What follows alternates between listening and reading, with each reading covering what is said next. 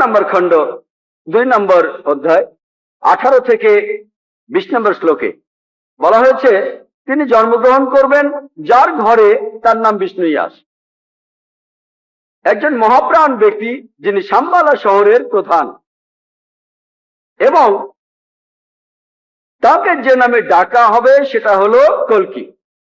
19 আর 20 নম্বর মন্ত্র বলছে যে তিনি হবেন এই পৃথিবীর সর্বময় প্রভু। তার থাকবে কিছু অসাধারণ চারিত্রিক গুণাবলী এবং তার থাকবে 8টি বিশেষ বৈশিষ্ট্য।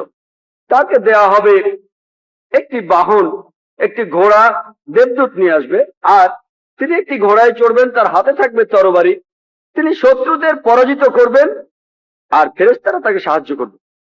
এছাড়াও বলা আছে ভগবত পুরাণায় 1 নম্বর খণ্ডে 3 নম্বর অধ্যায়ের 25 নম্বর শ্লোকে